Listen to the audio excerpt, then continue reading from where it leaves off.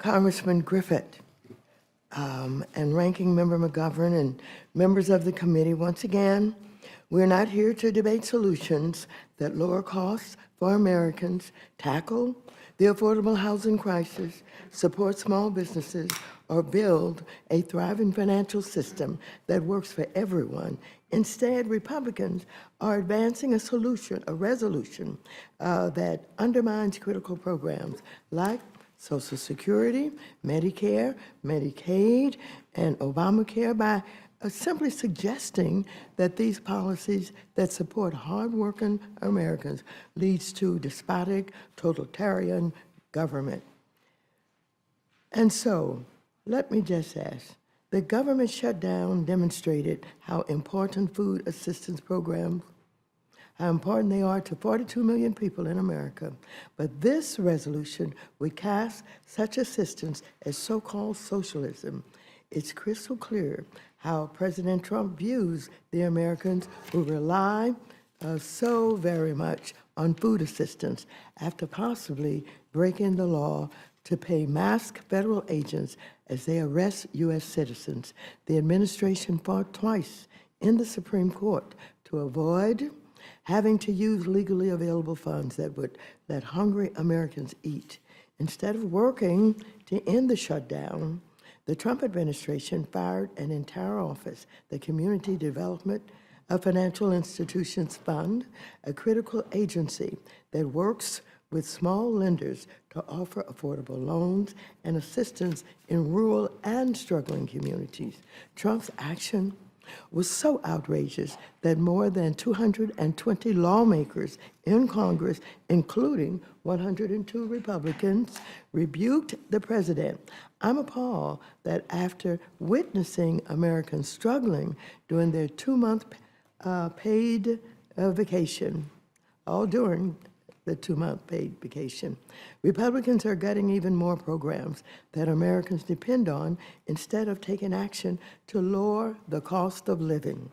And it couldn't come at a worse time. This past October saw the highest level of job cuts since 2003.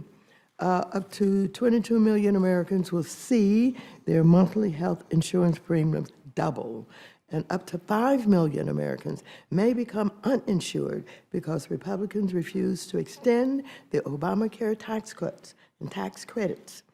And as more than 4 million young people experience homelessness, the Trump administration is cutting funding that could put 170,000 people back on the street. Instead of addressing these issues, House Republicans are trying to scare the American people about so-called socialism. Now, everyone here agrees that we should denounce brutal dictators like Stalin or Pol Pot, but the sponsor seems to have forgotten history's most terrible dictators like Adolf Hitler. And why aren't we denouncing modern-day dictators like Putin, who has for the last 3 years terrorized Ukraine and his own people? Why aren't we denouncing President Xi of China, who runs concentration camps for ethnic minorities? Because maybe it's because Republicans know that President Trump admires both Putin and Xi. Or if my Republican colleagues are so concerned about socialism in the U.S., why not denounce the actions we've seen in the last year that follows those dictators' playbook?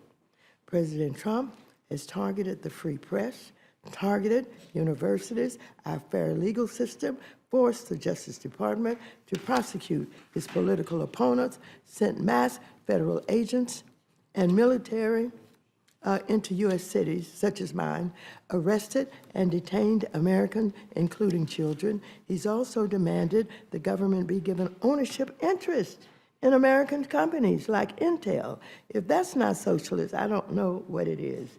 And he has undermined the role of this body, blocking funding that Congress passed into law. And like other modern-day dictators, the Trump family is finding countless ways to personally benefit, using their own stablecoin and other cryptocurrencies, even as Congress considers legislation and regulators writes the rules. In fact, The Trump family is more than $1 billion richer from crypto alone since taking office. And while Americans struggle to put food on the table, Trump is building a golden ballroom in the White House, spending $40 billion to Argentina, sending it and hosting Great Gatsby-themed parties at Mar-a-Lago. Okay, all right. And so none of this, anything in this resolution, does nothing to lower costs in America. So I urge my colleagues to remove this resolution and instead simply ask a no vote and allow amendments instead of passing a closed rule. I yield back.